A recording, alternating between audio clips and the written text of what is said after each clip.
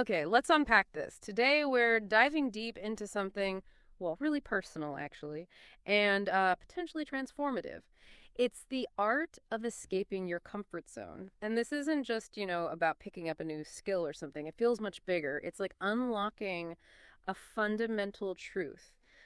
Something that underpins success, really, in all areas of life. It could even be a shortcut, maybe, to understanding why you might be feeling a bit stuck right now. Exactly. And our mission here for this deep dive is really to pull out the most crucial insights from the source material you've given us. Some surprising stuff in there too.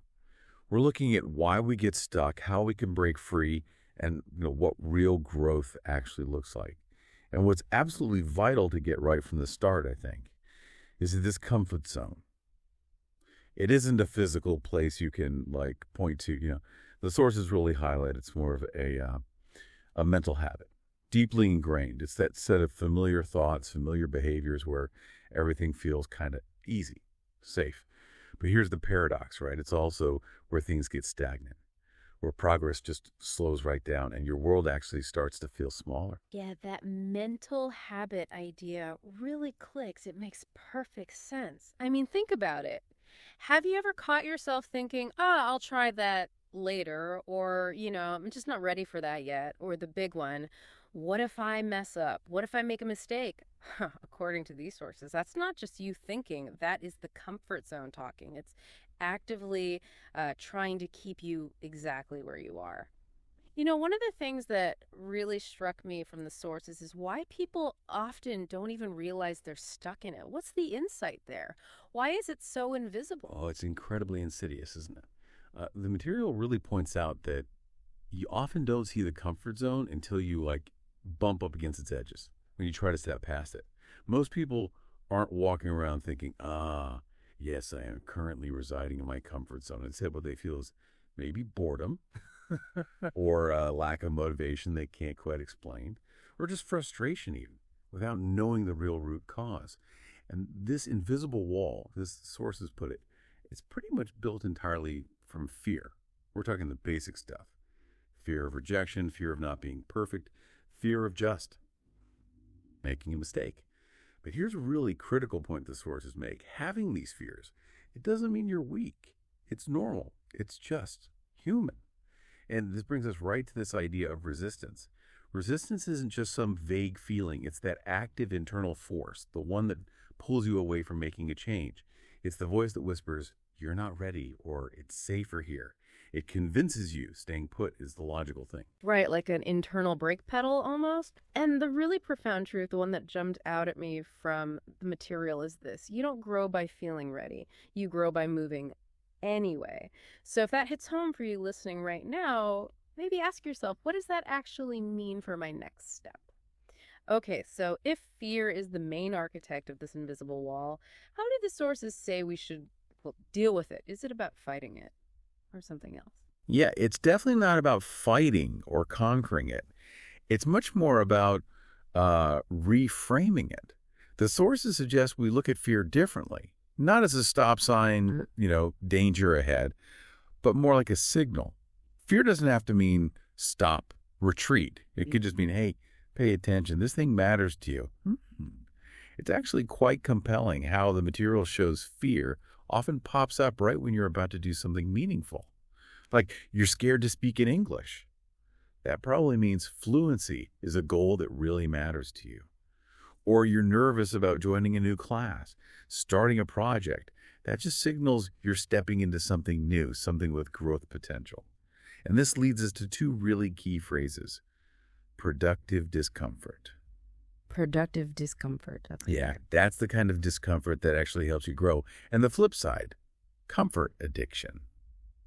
So that's when we cling to ease, even when it's clearly holding us back from progress. Okay. So the goal isn't to never feel uncomfortable. It's about choosing to feel uncomfortable, but with purpose. That's a big shift. Now, when people hear leave your comfort zone, I think many immediately picture, I don't know, quitting their job to climb Everest or something huge and risky. But the sources are pretty clear it doesn't have to be like that, right? What does it mean then? Exactly. That's a common misconception. The material clarifies it really just means doing something new, something unfamiliar, something that stretches your brain even just a tiny bit. And this is where this idea of micro challenges comes in. It's powerful. A micro challenge is just a small, totally manageable task, something designed to gently nudge you past that familiar line. The source material gives some great practical examples, like maybe just record a 1-minute voice message in English, send it to a friend, or find an English forum online and just write one comment, just one. Or maybe in class, instead of staying quiet, you ask someone, hey, what do you think about? What's really fascinating here is how these tiny actions, seemingly insignificant, they stack up, they accumulate, these small wins, they build something absolutely crucial. Self-trust. And Right. self-trust, the sources really hammer this home. That's the fuel. It's the engine for fluency, for confidence. Okay, here's a real mind bender from the source material. It actually made me stop and think. It says, the comfort zone feels safe, but it's actually the riskiest place to stay. Wow. That's counterintuitive, isn't it? What's the thinking behind that? It is counterintuitive, but it's profound. It's risky precisely because avoiding discomfort means you're also avoiding growth. You can't have one without the other, it seems. And that avoidance, it doesn't just keep you safe. Over time, it can lead to, well, self-doubt creeping in. Your dreams might start to feel a bit small, or you start settling for less than you're capable of, that safe feeling. It slowly turns into a kind of prison you've built for yourself. The sources use the word stagnation. Think of it like water that sits still for too long. It goes stale. And the same can happen to your confidence, your creativity, your fluency, if you don't keep them moving, challenging them. So next time that fear bubbles up, the sources suggest asking yourself this really critical question. Is this fear actually protecting me from real danger? Or is it just preventing me from growing, from reaching what I want? Because, yeah, staying safe might actually be the biggest gamble you can take with your own potential. Okay, this connects to another really interesting invite from the sources. It flips a common idea on its head. It says you don't need motivation first to act. You actually need action to spark motivation. Which makes sense because so many of us get trapped in that cycle of overthinking, right? Waiting for the perfect moment, the perfect feeling. Exactly. We wait and wait. And that's where this phrase comes in. It's transformative. Action creates clarity. The material makes it clear. We don't figure things out just by thinking harder.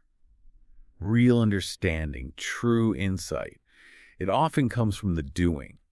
The classic analogy is learning to ride a bike, right?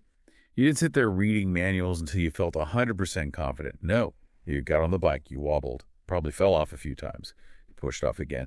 And it was through that action, that trying and adjusting, that clarity came. Then mastery. Learning English, or any skill, it's exactly the same process. You speak, you might stumble, you listen, repeat, you act, and through that action, you grow. Which leads perfectly to another key idea I saw. Train, don't just try. There's a difference, isn't there?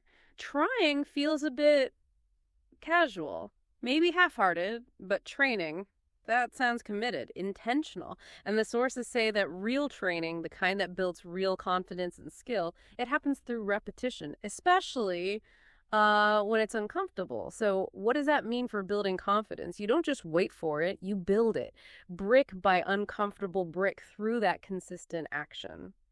Okay, now here's where it gets really interesting for me, because this isn't just about psychology or mindset shifts, there's actual science backing this up. Let's talk about neuroplasticity. Yes, neuroplasticity. It's such a powerful concept. Basically, neuro means brain, and plasticity means flexible, changeable.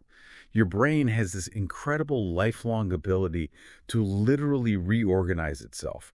It's not just about memorizing facts. It's about forming new connections between neurons, strengthening the pathways you use often, and even pruning back the ones you don't. Your brain isn't fixed like concrete. It's more like, well, plastic. It's dynamic, constantly adapting. And get this, every single time you try to speak that English sentence, even if it comes out wonky, every time you push yourself to listen to something challenging, every time you step into something new or uncomfortable, you are physically changing your brain. Literally. Hmm. You're sculpting it, reinforcing pathways, making it stronger and more efficient for next time. Wow. And that's not just like a nice motivational poster idea. It's actual brain science. So that feeling of discomfort when you're stretching yourself, that's literally the feeling of your brain building new muscle, new connections. So we shouldn't run from that feeling. We should like lean into it. Exactly. Embrace it. That discomfort is the signal that growth is happening. Real physical growth in your brain. That's where the magic happens. So putting it all together, this isn't about one big heroic leap out of the comfort zone and you're done. It's more like cultivating a lifestyle, living outside it bit by bit, day by day. That's absolutely the takeaway. To practice. The material even suggests asking yourself a daily question, something like, what's one small thing I can do today that scares me just a little bit, but will help me grow a lot? This isn't just theory. This is how people become, confident speakers, effective leaders, fluent communicators. It's the consistent small pushes. You don't need perfection. You just need consistency. Because consistency builds momentum. And momentum is that incredible energy, that feeling you get when you keep going, pushing through, even when it's tough. If you think big picture, building that momentum, that's how you slowly, steadily expand what feels comfortable until the old zone doesn't hold you back anymore. Right.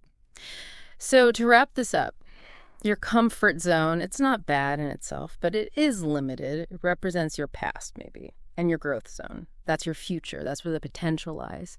And the only way to get there, to reach those goals, is to willingly step out of the old, the familiar, and into the unknown. Choose the challenge. Choose the change. Choose to be uncomfortable, even just a little, every single day. Because that is exactly where fluency lives. It's where real confidence is built. It's where freedom lies. And let's leave you with this final powerful thought from the sources. You were not born to play small. You were born to speak, to grow, to lead, and ultimately to live a life beyond the limits of that comfort zone. Your next level. It starts right now.